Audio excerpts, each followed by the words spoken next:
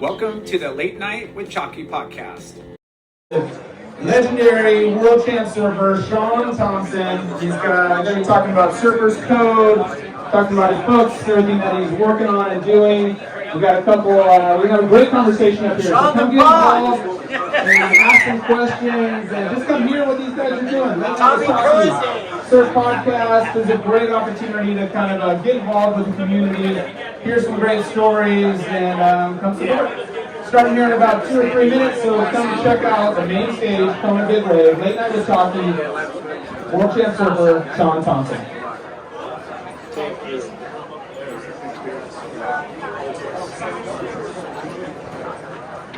Wow.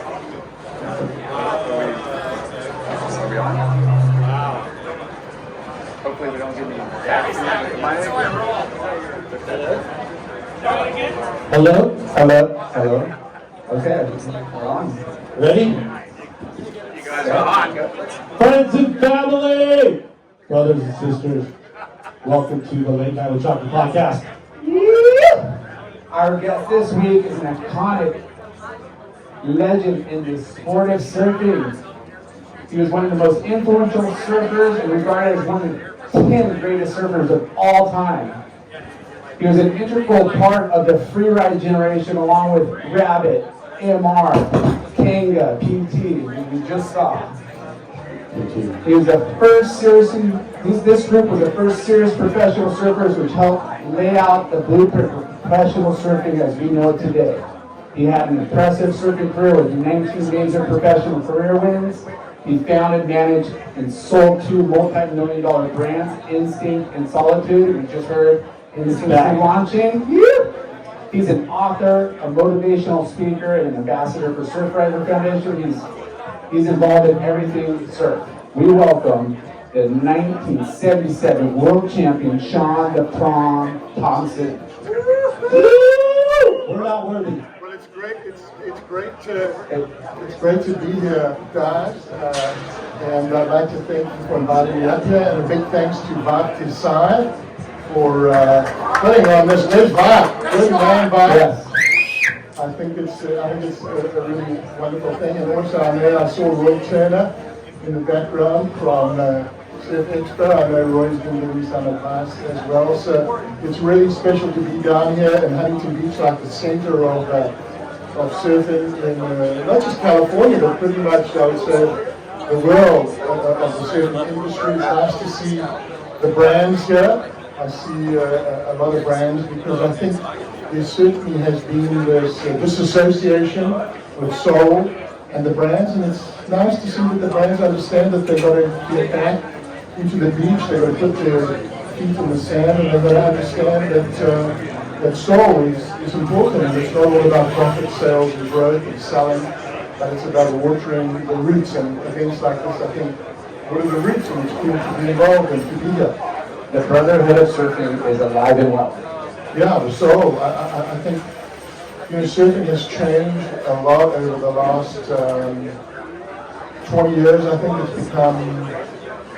We had our magazines, which were like our Bibles. We had Surfer magazine, we had Surfing magazine, and they're gone now. And everyone has these social media pages, but there's sort of the unifying principle has maybe been a little bit lost, and I think grassroots events like this can bring surfers, can bring people together. Puts the tribe together. Yeah, bring the tribe together, exactly. The tribe is a good word. The tribe is I love that word, tribe. Yeah. Okay, I want to say something really quick because, sitting with somebody so legendary like you is an honorable, special thing. And our podcast is really long form. And I know we don't have you for that long today, but we want to maximize as much as we can. I want to start out with a funny thing I just heard this morning. I want to go back all the way back, but so Chewy Reyna, 5-hour surfboards. Just hold on to the ambulance. So Chewy, I told Chewy, we're interviewing Shaun the Prawn Tomson, and he's like, oh, dude, that's insane. And he's like, ask him about the love letters. That's a scary one. So he goes, yeah, if you sat on the plane next to Shaun, he would pull out a stack of love letters from women writing him, trying to get, his attention. No, that sounds like a bit made up from you. Come on, Shaun. You're one of the most beautiful people Ever, to surf or in general. Come on. What's your style? I've been very peacefully and happily married for 36 years now. We're not trying to cause a... Yes, I had a lot of fun. When I was a young bloke, traveling around on the tour. But I must say, I do remember when I first met you there. So I was surfing out at Rincon, and that was sort of became my adopted home break. I first surfed back in the late 70s. Al Merrick used to make a lot of my boards, and I remember I see this young guy out there just ripping the hell out of these waves. And I remember I paddled up to him and I said, "Who are you?" And he told me his name. I never forgot that. And often when I see Jesus, I'm sure man, you paddled up to me. And I was so stoked with what you said to me and the encouragement. And pro surfers have got a lot of power in terms of positive or negative influences that they can have on a young person's life. And it really struck home to me that many years later, True told me that story, and I sort of barely remembered it, but all of us, I think, have got power to influence others positively or negatively, and my life has gone now down in this direction of what's the choice you're going to make? You're going to positively influence, or you're going to negatively influence by your actions, by your words, by your interaction. And now that's what I do. I try to create a positive way around the world, and essentially it comes from surfing, and now I work with the biggest companies in the world. 2 days ago I was in Las Vegas talking to the biggest financial institution in the United States, to hundreds and hundreds of team members, to the most successful team members from this financial group in the country. And let me tell you, the lessons of surfing speak deeply to those people, because the fundamental lessons that as surfers we all learn about resilience, about hope, about optimism, about empathy, about understanding that we're all joined by one ocean. And so that's what I do now. My life has definitely gone down a different path, but it all stems from the soul and the roots of surfing and little interactions like I had with T. many years ago, and I have with many surfers. Every time, Jay, you're a pro surfer, you know that when you speak to someone or you interact with someone, if you're addicted, let me tell you, they'll remember that for the rest of their life. That was not a good guy. No, I'm saying. I beg to differ. I'm sure you're a good bloke, but as an athlete, you have a certain level of power to influence with people. So, but the show is not about late night lifestyle. The show is about Shaun the Prawn. I like that lifestyle. But to touch on your motivational speaking that you were just at, and how that ties back to your surfing, you weren't trained to go speak in front of 3,000 people. You weren't trained to go to charge like Hawaii. How is that all relative of like overcoming your fears, becoming good at your craft, I think it comes from stroke. I mean, I was always a very stroked individual. I know when I was on the tour, I served my first pro contest in 1969. I served in my last pro event in 1999. 20 years. No one in the world served more than I did, ever. I put more hours, and not because I wanted to practice or wanted to get better, because I liked it. And I made a man said, Shaun, man, I need to know years ago, and I asked you, said I lectured at Stanford. I asked you why you became a world champion. Why did you have such a long run? I don't say a lot more. I was more scared. I was out there, surfed for 8 hours, 9 hours, straight, J-Bay, off the wall, back floor, whatever. And I really loved it. So I think if you have that passion for what you do, it might be surfing, it might be golfing, it might be,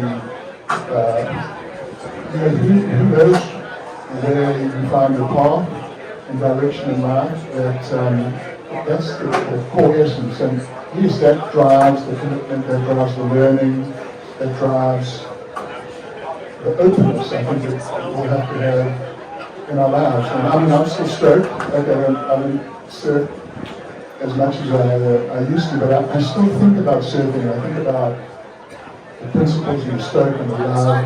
And I talk about it. I share my stoke with, I think I've shared my stoke through my code method with 1 million people. And help maybe some people don't need the help, but some people go, wow, that's cool, this concept of code. How can I create commitment? How can I create my meaning? How can I create more purpose in my life? So it's really fun. I want a very fun ride, and it all comes from one place and from surfing, and we spoke about surfing. Can we start at the very beginning, how you found surfing in South Africa? How old were you, and was it your dad that got you into it? Yeah, well, our whole family was like a beach family. My dad was a surfer. In fact, my dad was a South African swimming champion, junior swimming champion. My brother Prawn here today, at 13 years old. 13, and then he had a very strong swimming career. He was one of South Africa's best swimmers. The Second World War came out, he volunteered. He was a tail gunner in these American aircraft that bombed the Nazis and the Italians. And then he came back, resuming his swimming career, and was gunning for the 1948 Olympics, and then was out at the local beach in Durban on these little wooden boards. And he was very badly attacked by a shark, by like a Zambezi shark. It's like a pit bull shark. It's not as big as a great white, but way more gnarly. Yeah. It accounted for about 90% of the attacks in South Africa, so it was a very, very dangerous shark. So it ripped his right arm up, and he was never able to swim competitively again. But he never lost his love for the ocean and surfing. And so he taught me how to swim and surf about 100 yards away from where he had this terrible attack. And so first it was like my brother, my cousin, myself, and we had these little rubber things called Lalos. It's came from Australia. The mats? It's like a rubber blow-up mat, yeah. So we used to bomb out in the rubber mat. The first thing we did, I was swimming in body surf in the rubber mats. And then we graduated with these little mini hardboards. They were like 4'6". So the first time I stood up was on a 4'6" wet thing called a Surf Master. I stood up and I stood up for the first time, and I was just fully straight at the Bay of Plenty. That was my first wave, and that grew to become a venue for the Gunston 500, which was one of the biggest events in the world. And all the Aussies, PTM, Mark Warren, Mark Richards, they all came out to compete in the Gunston. And my dad started the event, which was amazing. It was the longest running pro event, even longer than Bell's. And my dad started, and it was amazing. The first one was won by Gavin Rudolph. It was like $500 for first prize. And then I eventually won it for the first time when I was in the Army when I was 17. I had to do my national service. So I won it at 17 and won it 6 times in a row, which was a big thrill. Yeah. Especially my dad was there watching for all of them. And was there other amateur contests? Yeah, we were amateur. It was like South African Surf Championships. I won all those divisions, which is cool. Who's older, your brother or yourself? My brother's younger than me. Okay. So my brother's a couple of years younger than me. My brother was a really good competitor. He won the state championships as well. And your cousin? My cousin was a really good competitor. My cousin was actually number 5 in the world in 1976. And other than me, I think there's myself. Talented family there. Yeah, myself, George, and Mike Tomson, I think are the only South Africans to win a major pro. And then Michael started gotcha. I started instant. So we used to compete in the water, then we competed on the brand side. So yeah, it was a very cool environment to be around in. We came from a family of entrepreneurs, go-getters, and it was obviously still, very for good. How did instinct, how did you come up with that league? And how did you get the idea? Because we love talking about the entrepreneurial. Yeah. So back in those days, like late 70s, it was really hard to make an income as a surfer. There were very many sponsors. I mean, my first sponsor was a Neil. And I knew they here today, a Neil Wexes. They paid me like $250 a month. Wow. When I was the number one guy in the world in the cover of one magazine. So it just wasn't a lot of money to go around. And I thought, I've got to create something of my own. Because a lot of surfers were chasing selling boards. Yeah, that was to actually help fuel the next event. very difficult to make a living from game surfing. And most of the guys were shapers. But my brother and I, we were shapers. A PT shape, Indian can shape, Lamar shape, Julie Lopez shape, Barry Canal-Pini, Rory Russell, they were shaped as well. Maybe Jeff Hackman was the only guy back then that didn't shape, but I knew I wanted to create something because I could see that surfing was going to happen and I was going to push. Was there a brand you were looking at to kind of like follow suit? You know, what was that? Well, the big brands at the time were Lightning Bolt, Ocean Pacific, Pantene. Those were like the three big brands. And then Pantene was sort of like a small Boston brand. I remember Katie gave me, we all of us, the best surfers in the world at the time, the young guys coming from Australia, even Rena Valera, Mark Richards, we all appeared in a Katie and we got perished. In 1974. That's amazing. So, yeah, like. So what was it like? What was it like? And do you remember, like, because you're the hot South African up-and-coming surfer, and then when did you start meeting PT and all those guys? Well, I met them all. I met PT actually in California in 1972 at the World Championships, the World Amateur Championships, which was won by Jimmy Bez of Hawaii, David Nueva from Honeycomb, which was second. And we met in the semi-finals. PT beat me in the semi-finals and went on to the finals. So I met PT then, and I met a lot of Aussies then. I actually met in Cairns in 1970 at the World Amateur Championships in Australia. So I was always the youngest guy competing. I was there when I was 14 in 1970.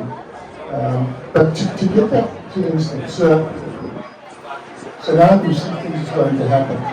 So Mike starts watching, cousin, and then I've got Mark's not going on his own yet, Sean. He's no burning way.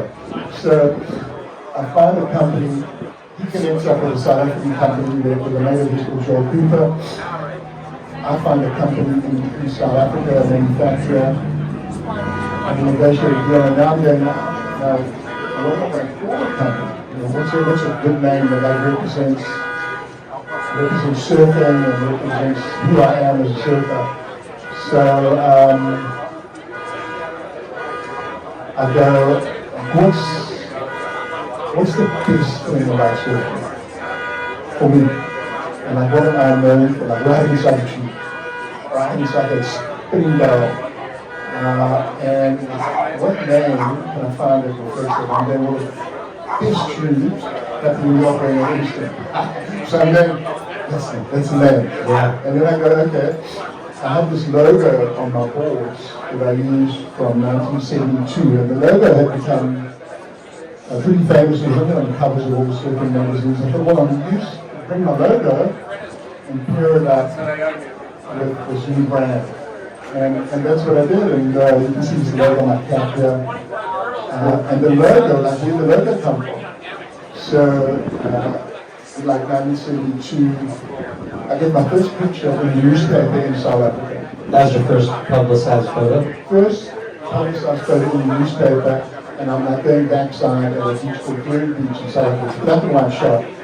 And the photographer had just come back with it on the Conus. And wow, what a great picture. So my dad gets a friend of his, who's an artist, and he creates a graphic out of the picture. And I go, wow, this is a cool graphic. And my dad, my dad was a very forward thinker. He goes, wow, this is an amazing graphic. Shaun must put it on his boards. And it's a it's sort of a wave. It looks like it's a pipeline, but in fact it's a bridge. He says, son, I'm going to put this on all of your boards. Oh no, Daddy, it's too big, you know. He's going, this isn't the deal. I pay for your boards, the logo's going on the board. So I put the logo on my board and it became my trademark. Yeah. Well, there's not an iconic brand out there, you know, that the name is associated with the logo. You know, like the most famous, you know, Silver and Gotcha and you know, OP and Kingpin. You have a logo, you have a name. It kind of is together. Something that is personal to you, with a wave that was hand drawn about. Yeah, it just worked out so well. And, you know, it was organic, it was soulful, it was authentic. And let me tell you, the brand wasn't created to generate profit. The brand was just created to, the logo was created just to be a reflection of with my dad, of his son's personality. So it was very purity. Yeah, purity. Every time I see the logo, I think of my dad, and I think of my family, and I think of the day of playing here, and it was impressionable early years. Yeah, it's good on me. What board were you riding? So back then I was riding boards shaped by Spider-Man. Okay. And Safari? Yeah, it was Spider-Man Safari. So he wasn't the first shape I worked with. I worked with a guy called Max Redfern, and then a guy called Daryl Holmes. And I think the Spider-Man board were the boards that really helped take me to the next level. And I really had a wonderful understanding and connectivity with Shaper. A lot of respect for Shapers. And I think that any young guy that wants to make it, you find a shaper, stay with the shaper, work with the shaper. I worked with a lot of guys through my career. I mean, Spider, I'm very rest in peace involved with Bill Barnfield, Tom Parrish, a lot of, amazing. I worked with 34 guys. And even from every shaper, I think I learned something. I was never a shaper. I was just in the design, but I respected every board that shaper gave me. It's been a good journey. Nice. Can we talk about your first trip to Hawaii? We know in surfing, Hawaii is kind of that proving ground, and I was reading that that was your bar mitzvah ticket ticket over there at a young age. Yeah, so my first time to Hawaii was a bar mitzvah present from my dad. When you're 13 in the Jewish religion, it's like a transition to manhood, and in fact, my son Luke is having his bar mitzvah in 2 weeks' time, so this is his transition. But I always liked Hawaii. Hawaii was a big thing in our house. My father had been to Hawaii after the shock attack to recuperate. He went and had arm surgery in San Francisco, and he flew to Hawaii. There was only 2 hotels in the beach, the Moana and the Royal Hawaii. He stayed at the Royal, and his hero, when my dad was a swimming champion growing up, was Duke Hanamoku. Duke was a multi-gold medalist and surfer, so even my dad liked Duke. So Duke was always in our household, way back in South Africa, was like a legend. Even though maybe no one else in South Africa had ever heard of Duke, but in our house, Hawaii was sort of this mythical place. And also because my dad had actually been there, met the Hanamokus, and also I think perhaps maybe they helped him while he was recuperating after the shock attack. So he always loved Hawaii. I mean, we were the only house in South Africa where you had to leave your shoes outside. No way. Hawaiian style. You know what I mean? Slippers outside. My dad, and all my dad wanted to wear, all these things were like suits and ties. My dad had t-shirts, shorts, flip-flops. That's my dad's. He was like the oldest teenager in the country. So Hawaii was like important to us. I had pictures of in a house, John Peck at Parkline, basic trains in Waimea. So we had these pictures about in the room, and I would go. And, No, I get to go there. my dad has been so I do that. I want to go. I want to go there. I want to test myself. And then when I was 14, my dad took us over and gave my dad had remarried stepmom here, and then we went and stayed at Makaha for like 45 days on the top floor. It just turned out to be the biggest winter ever in the history of Hawaii. What? Yeah, Greg Noel. Yeah, 69, I was there that day, I was out there, and at 14 I nearly got drowned that day.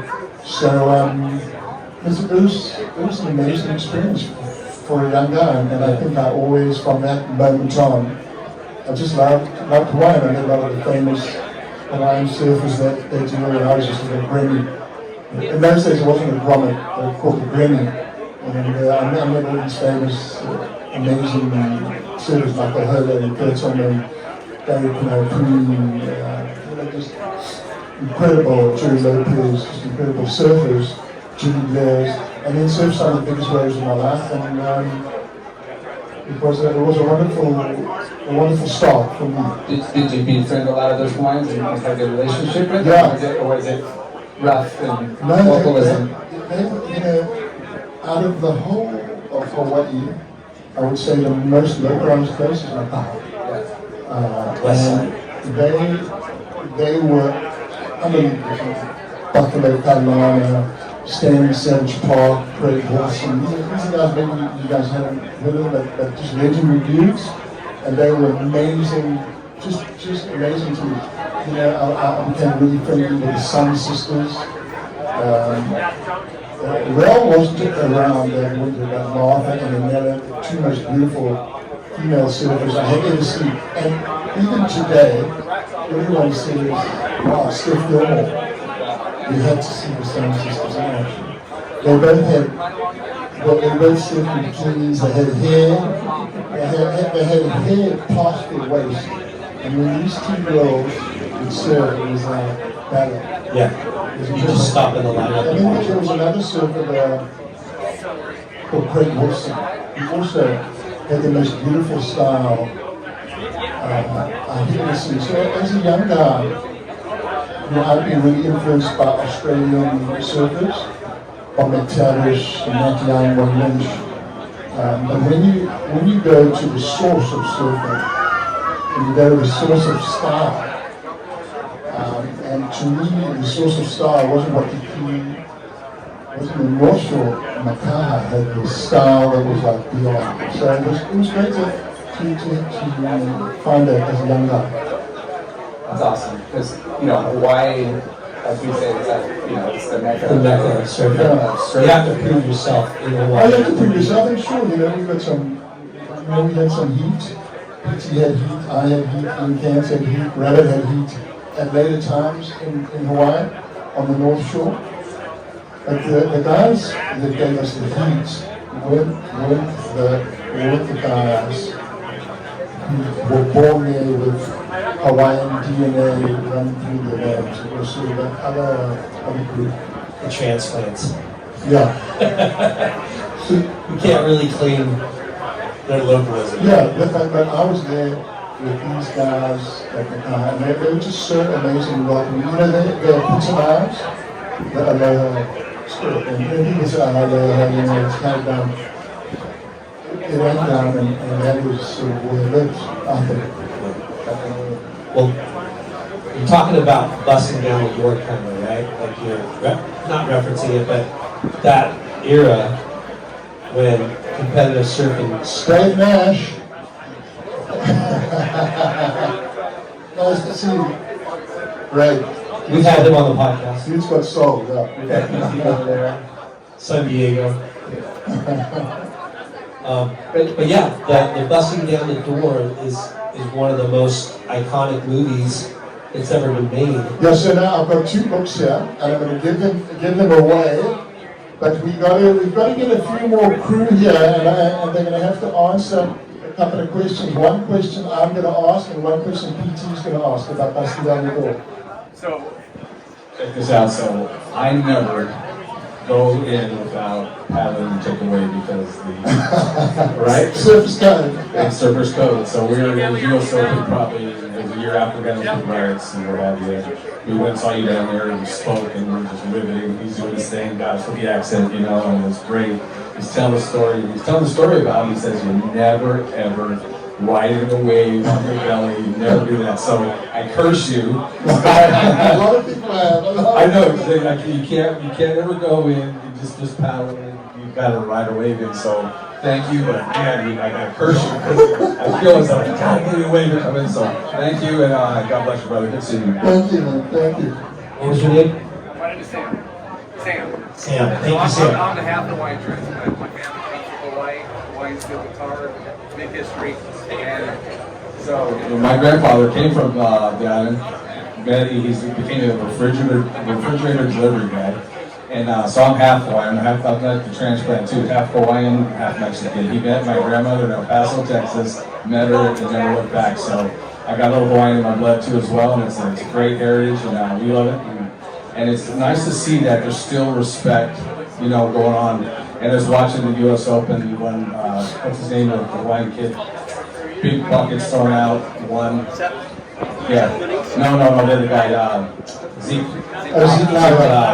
So we had a conversation with Zeke, and the conversation was, it was very, very important to have a Hawaiian final like that. Was incredible. So it's a great history. I love hearing the respect that it was. It was tough back in the days to walk into that, right? And it still kind of holds a little bit now, you know. My family's still out there and lives the life, and it's kind of fun. And they call us city boys now, but we really live the life now still to this day. So it's a great culture. Great to have you guys a part of it as well. Very cool. So I've got a book here. So the Surface Code, that's a limited edition, first edition. So that's worth a couple of $100. And I've ordered it down. Enjoy it. I'll sign it to you afterwards. But I'll tell you, I'll tell you a story about Surface Code. Is that TK? No, it looks like TK. No, I'm not. I'll tell you a story about Surface Code as it relates to Zeke now. So a number of years ago, Zeke was trying to break into the pro tour. He just fell off the tour last week. So he was trying to break into the tour and was sponsored by Channel Island Surfboards. Al Merrick's made my boards for about 40 years. So he's getting 25th. And I've seen video of him, and I love the way he surfed. You know, Buckets. Power and law. I mean, I'm a power guy, Zeke's a power guy, he's a big bloke, I was a pretty big bloke then. So I'm going, wow, this kid is so good, and I love that he's got tats, and he just represents Hawaiian warrior. So I contacted him, and I said, hey Zeke, and I sent him an email. Hey Zeke, you know, I'm sorry, you know, you're having such a hard time breaking in, but here's something you should try. I said, write your code, 12 lines. Every line begins with, I will. This is your purpose. This is your power. This is your path. Write your code. Send it back to me. So he writes his code, sends it back to me. 1 week later, he gets third. At the Lito, which was the contest that I won 6 times in a row in South Africa. He comes third in the contest. A couple months later, he wins in Portugal. End of the year, he wins the World Cup. So I say to people, you're an athlete, anyone in your life is struggling, and I've done this process now with over 1 million people. Write your code, 12 lines.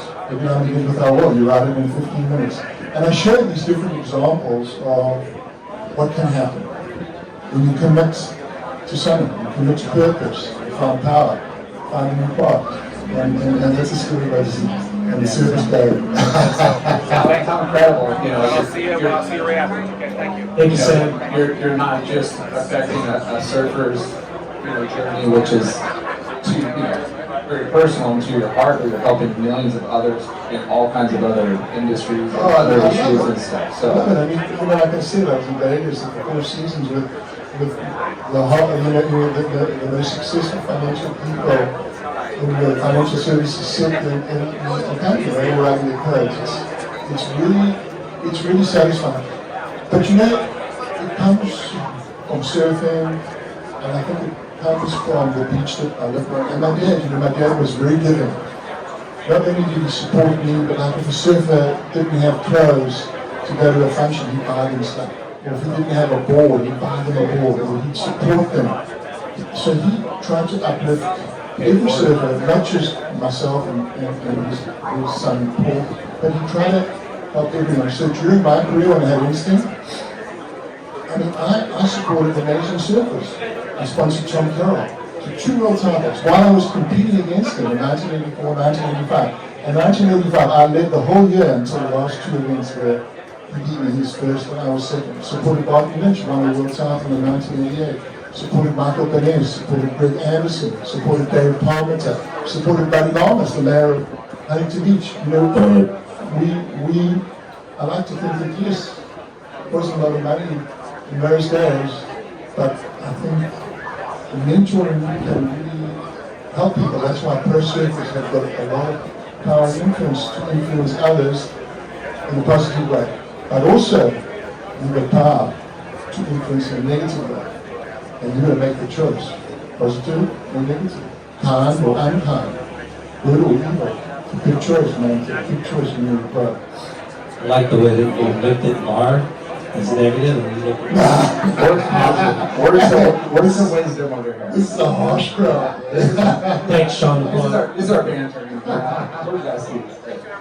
Yeah, I mean, we always talk about how, the best athletes are really smart, at the end of the day. Like they have that X factor that gets them motivated, puts in the extra work, has a positive attitude. I mean, everybody strives for that, but only a few really get to that, top level. And then, to parlay that in, what you've done from surfing into becoming an author and a motivational speaker, I can only imagine your story affecting, these people looking at a surfer, a world champion might just come and talk to us, like we think of big sports in America like football and basketball, a lot of the organized team sports, but surfing has just that passion, that feeling, and it's just instinct.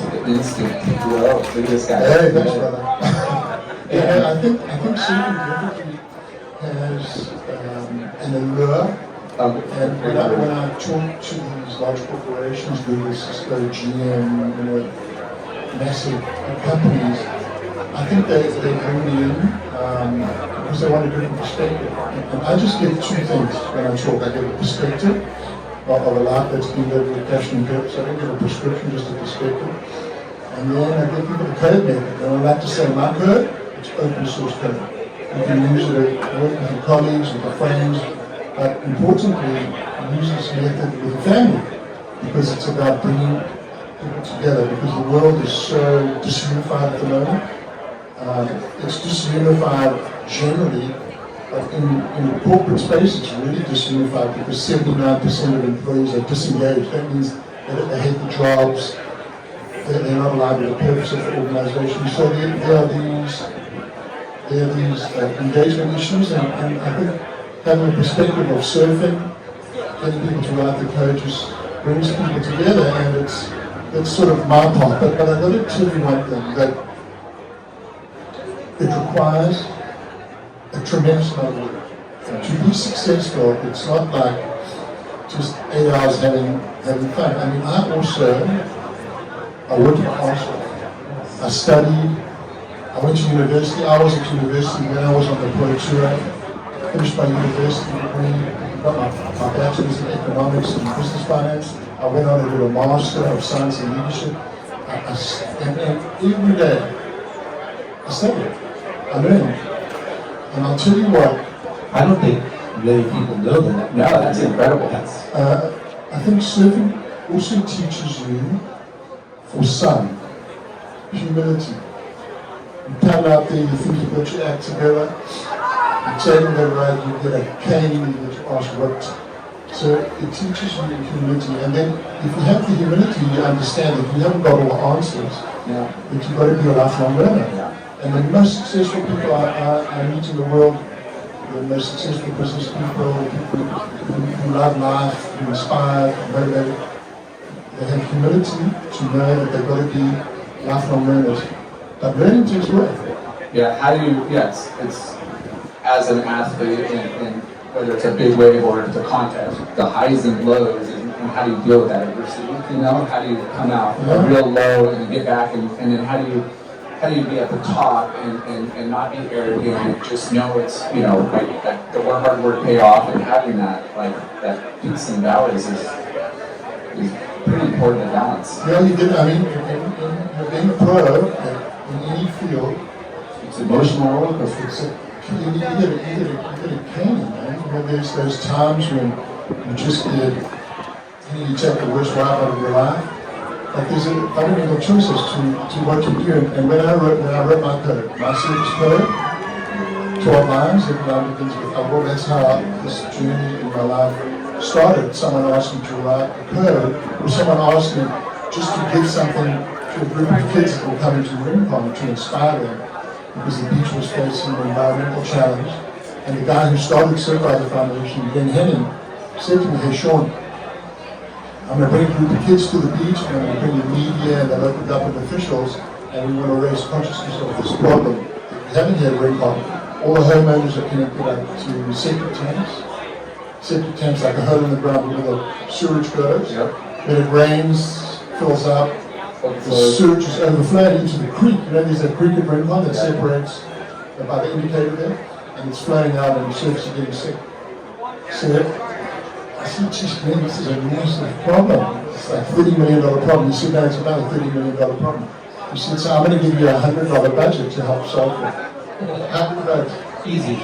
So I thought, like, what can I do? You know, I'm just going to bring 100 kids to the beach. How can I inspire them for $100? $1 a kid. So that's when I decided I'd write service code.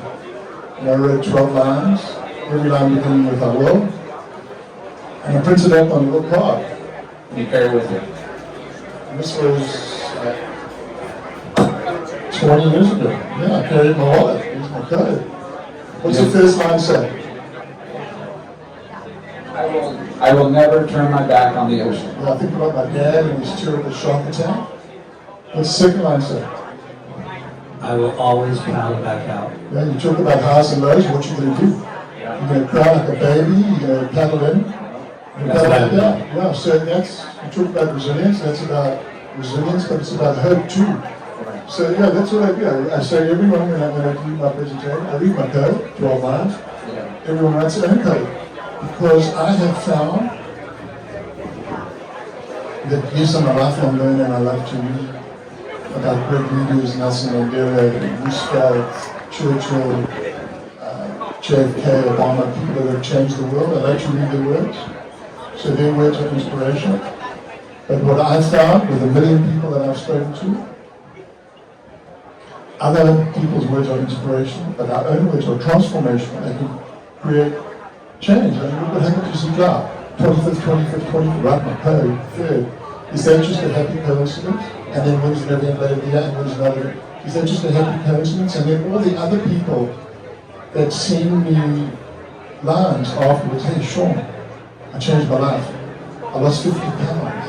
I lost 50 pounds as a result of writing my code. My relationship with my wife's better. My relationship with my son's better. How about this for a story? So I go down and I speak last year in San Diego.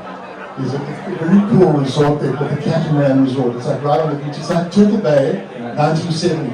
Exactly like the old Kulima Hotel. The guy invites me down and he started this company and they call it a unicorn, but it's just with $1 billion valuation. Wow. $1 billion valuation. I mean, that is $1,000 million of valuation. $1 billion.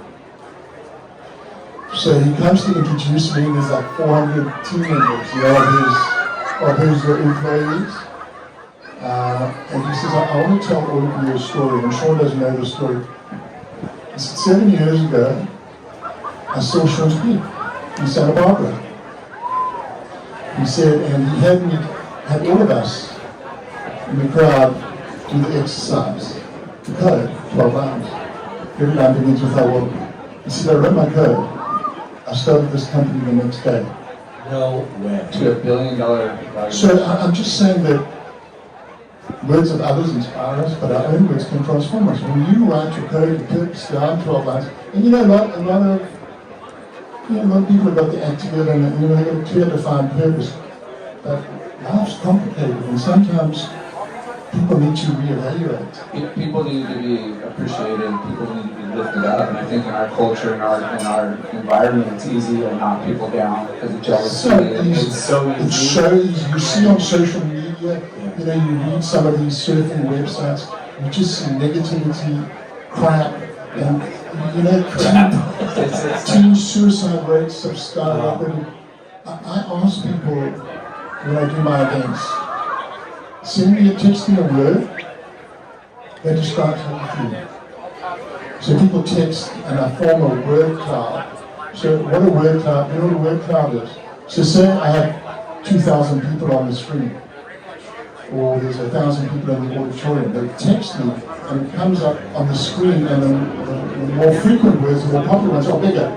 So you can see at advance how everyone's feeling. Because the most popular words will be bigger. So since COVID started, when I started doing this, I've spoken to about 250,000 people. So the 4 words have been stress, anxiety, depression, and disconnections. I call it a sad mindset.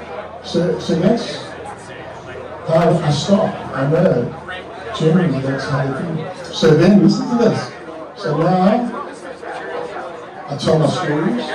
Tell a story about resilience. I always tell my God. Tell a story about commitment. I'll take the drop. I'll tell a story about things like pipeline. I'll tell a story about connectivity, and then everyone wants the code. Then I asked everyone at the end, so what you taking home with you? One word. What word do you think that is? Hope. Exactly. Damn right, Mark. How's that? But that's also that was but hope. How about that? Yeah.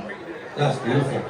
And all of us, when you're sitting in front of you're watching, on Instagram, LinkedIn, whatever, Twitter, and you're gonna send a comment, and I speak to a lot of kids too, universities and schools, because every time I do a paid event, I do a free one.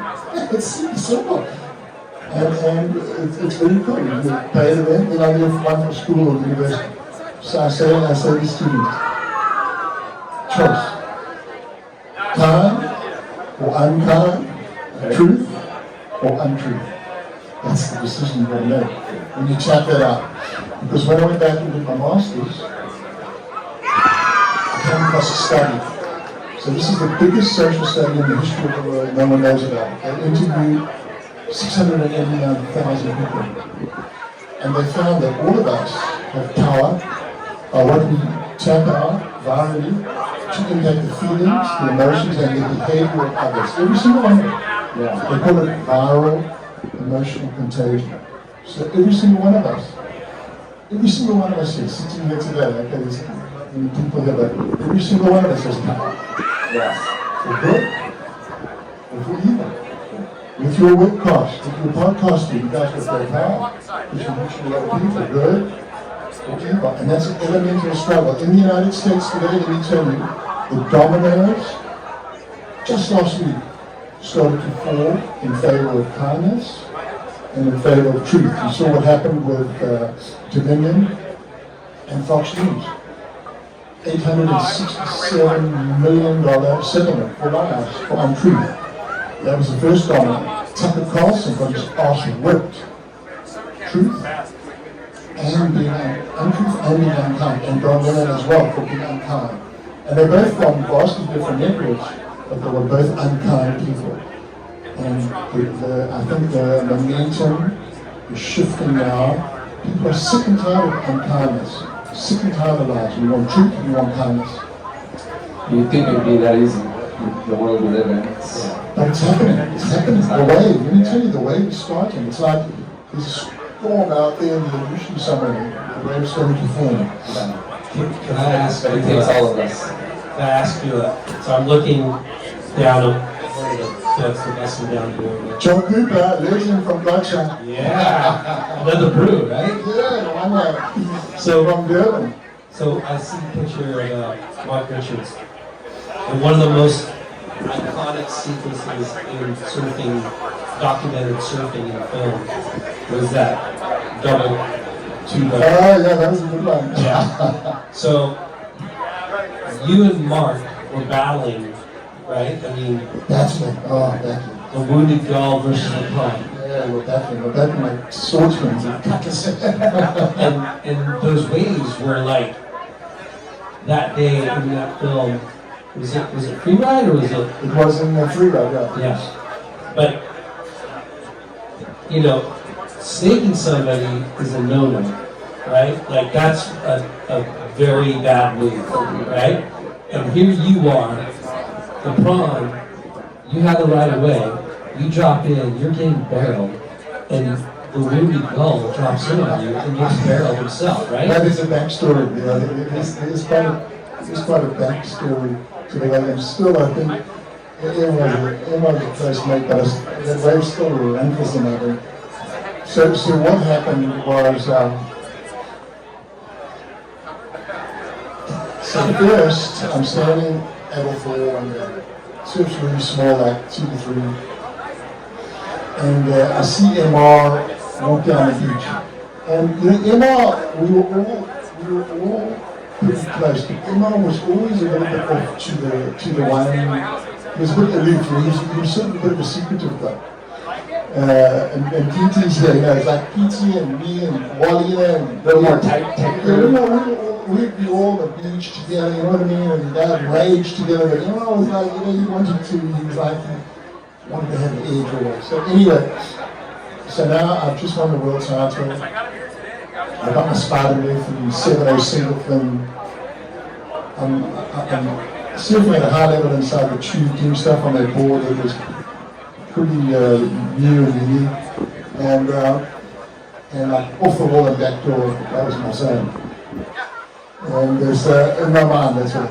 Yeah. So then I see him on he walks down the beach and he's carrying twin fin.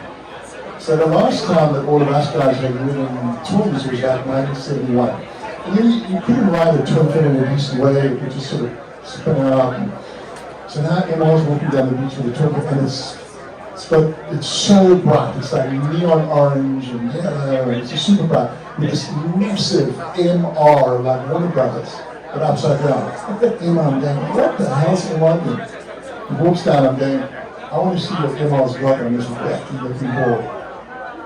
He paddles out, and he swims around, he takes off, and he does this turn.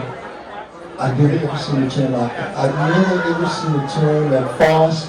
Yeah, it comes around the corner like an F1 racer, and then it comes up the top like an F1 racer, and then really. And this is like a mediocre day, it wasn't This is a like crap day. yeah. I wasn't even surfing. I was standing So it was way more impressive on a crap day. And I'm going, wow, that's the future right there. And then that is the future. Whatever he's got, that's the future.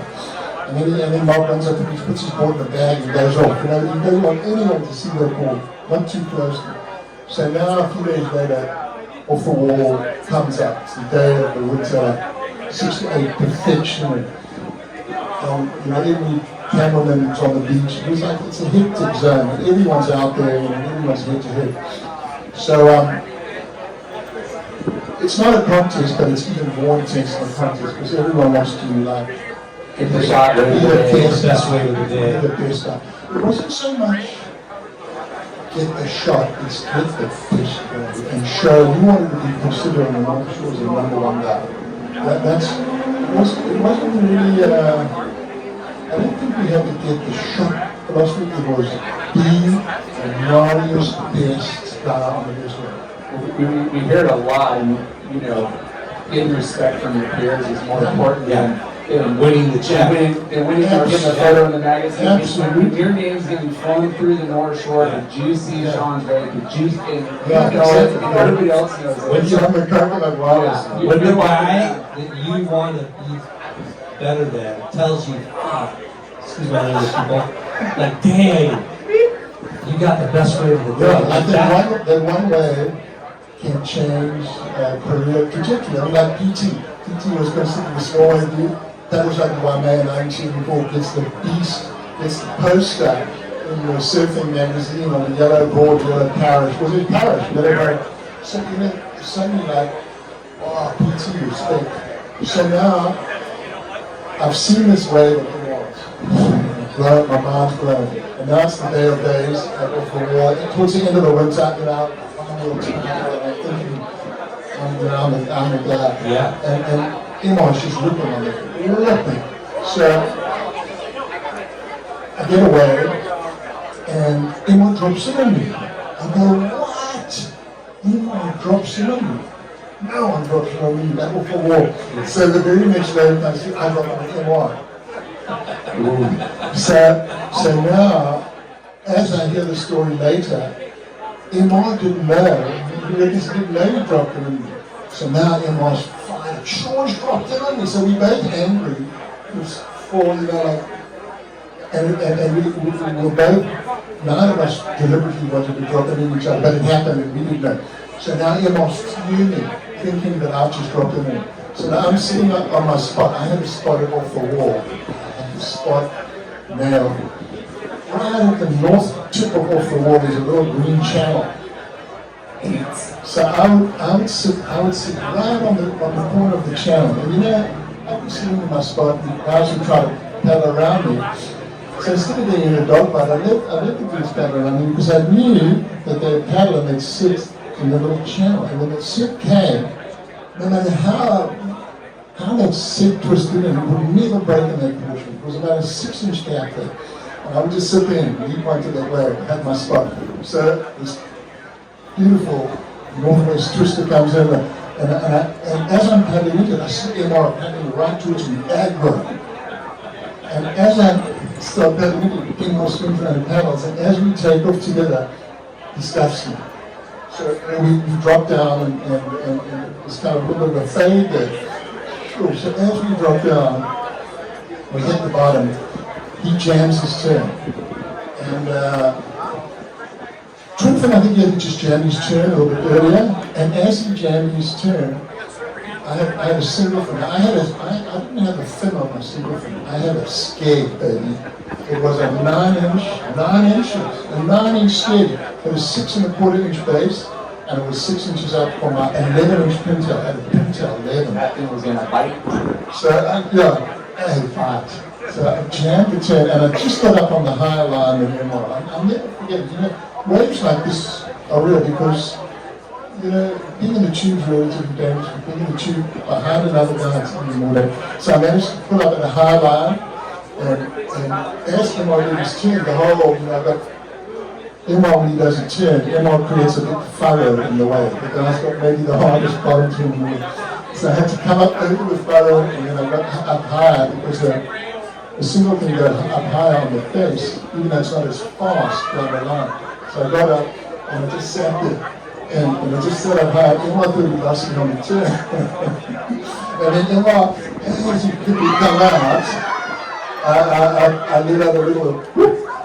Look behind me and the whole beach went crazy.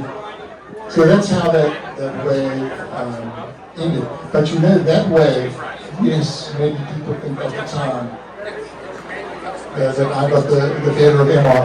But what that wave really represented, yes, I got the better of MR, but what that wave really represented, and if you can look at surfing as sort of this continuum, it represents the moment right there.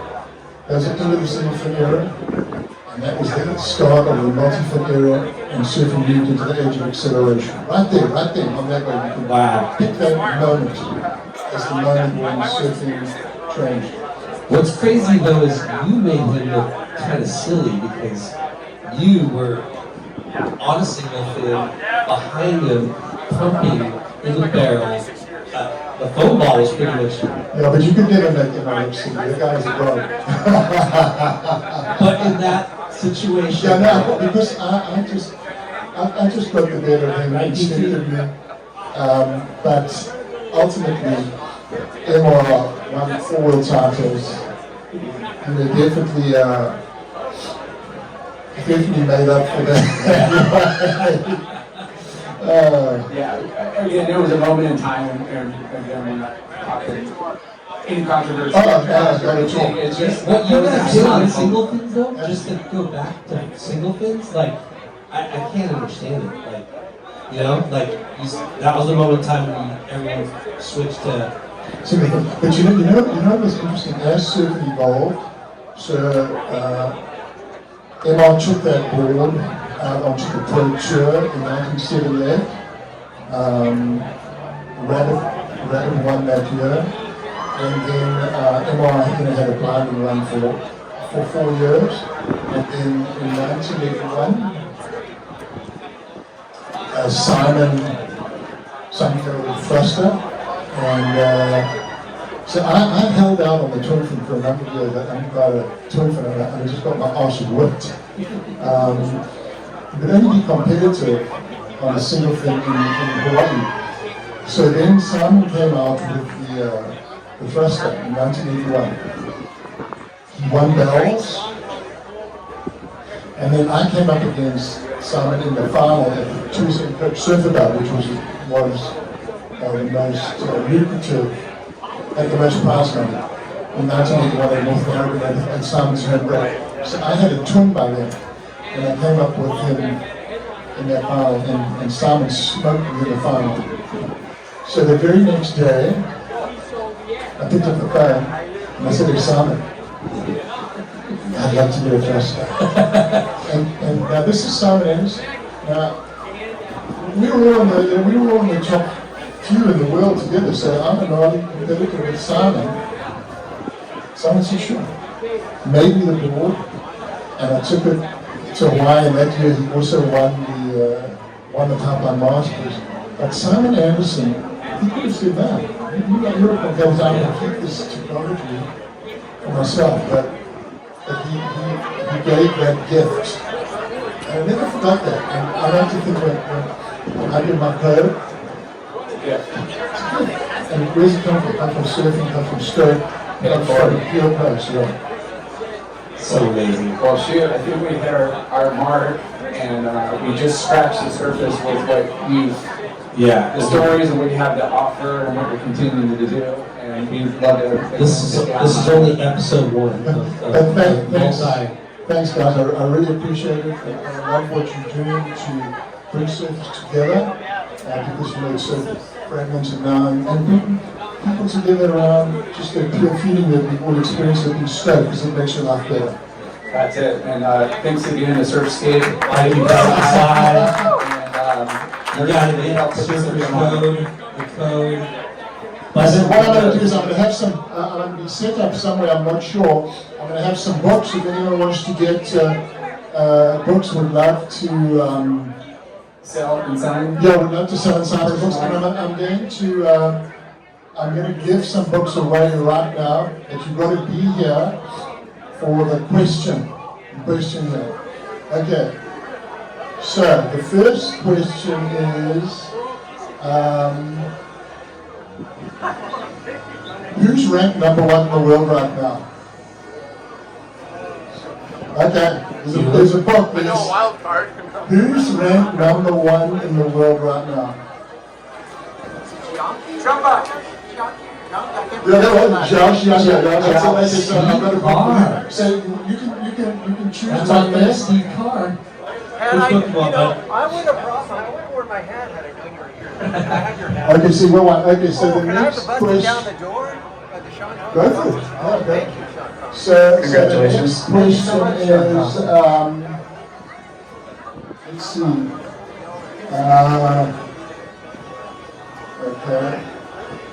Who is your favorite surfer on tour right now, Mr. Shaun Tomson? I love what John and Zhao. Zhao's running the Channel Islands, and A little biased there, but no, that yeah, and then on fire. also John's running what's called the Santa Barbara show. Yeah, how's that? Okay, so here's another question. So surface code. What are the first 2 words Yeah, who said that? Yeah, you got. Oh, yeah, you really got one.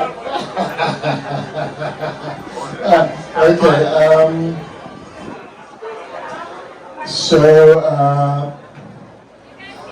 what's the name of the town where I grew up?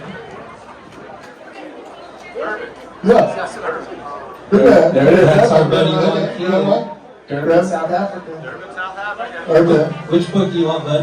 I got the code, so whatever you. Surfer's What do Code. you think I'd like? So the Surf and the Sage is the latest one that just came out. Okay, I'll write it. That's a cool one. Right on.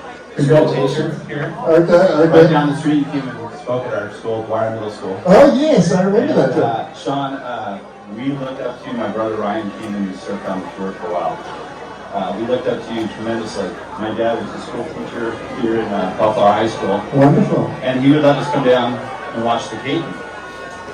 And once a year he let us ditch school. And we wanted to see the guys, the men, you and Dan Kiloa, and you guys pushed us on the North Shore when we were young kids. And I Fantastic. remember paddling out at Rocky Point, just watching you fly down the line backhand. There's our hero right in the water. Ah, I love that. That's So cool. thank you.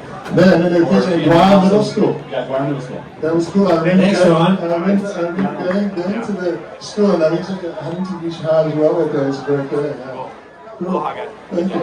Okay, so the next question is okay. This is going to be a hard one. So I won the world title a long time ago. And the #1 surf in the world uses that same number on his jersey. What year was that? 78. Close. Hey, what did you say? 76, no? 72, what did you say? That's it, yeah. But grab a book, 77. Philippe Toledo. And Philippe is rocking 7 Prawn. Yeah, I don't think he's wrong. I just want to thank you for all your beautiful stories. So thank you very much. Pleasure. Which book do you want? You would? Surfer and the Sage. What booth is going to be at? Maybe I'll do it, At the late night jockey booth, just over here by the airline. so where is it? For sale too? Yeah, we'll have some books for sale, yeah. Yeah. Okay, so how many more books have I got? Okay, so I'll do 3 more.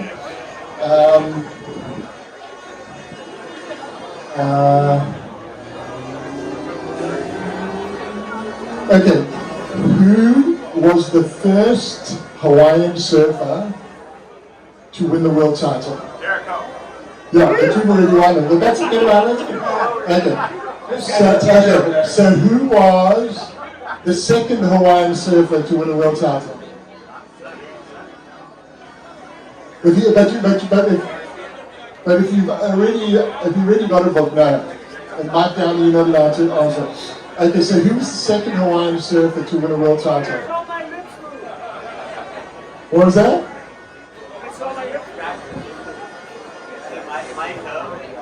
No, Mike never won, but his brother won it, became the first Hawaiian to win a world title in, I think it was 1990. Yeah. I know who it is. Yeah. Shame on everybody else. Does, Was it? No, it's not a trick question. The second Hawaiian to win a world title. not cloudy, but it's... No, he had a very happy name. He had a very happy, warm name. Who was that? Yeah, that's it. Don't grab the book. That's wrong. That's not the right answer. Well, He wasn't the second Hawaiian. no, it was. No. Sonny. Oh, Yes, it's Sonny. sometimes at John John Florence. No. He can't win. I think somebody else was named Which book? at the same time. What about Johnny Boy Gomes? Pipe down. Yeah, no, he never won the world title. Which one? He was a great surfer. What's this one? Yeah, that one you grabbed. Grab that one. That's cool. Yeah. It's got a psychedelic color. Okay, so I'll do one more. Okay, yeah, here's a good one for, it's got the local vibe to it. Which Huntington Beach dude won the US Open twice? Yeah, who said that? Good, yeah. Wow, you have all these books? He's got a new one. Yeah, I'm fortunate enough to have all these books. Shaun hooked me up. Thank you so much, Shaun. You're the greatest. So happy to have you here. Thank you, thank And you. I just like answering the questions, but yeah, you can hand off the book to someone else. Okay. Pick it up. Cool, thank you. Thanks, thanks. Okay, so let me, okay, I've got another question. So, who was the greatest Huntington Beach surfer from the 80s and is referred to as the mayor of Huntington Beach? Did Dave Bach of Impact win this one? Dave Bach. Dave Bach from Impact won this one. I got a funny story about Sure. it. 1978 or 79, paddling out Northside Huntington, probably during Caton time. I'm paddling my ass off to get through the sets, and some guys come really easy by me like I was standing still. Only thing I remember is, God, that guy smelled good. I look out there, there's Shaun Tomson. She must have What are you had doing smelling people, bro? No, when he went by me, it was all fresh from the night before. Give him a book. Which one do you want? Okay, we're gonna do one more now.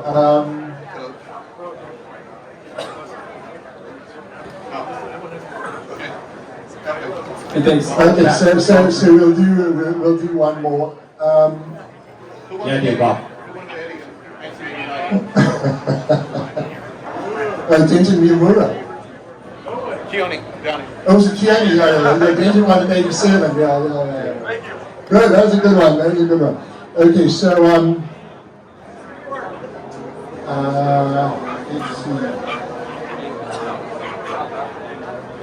The South African one.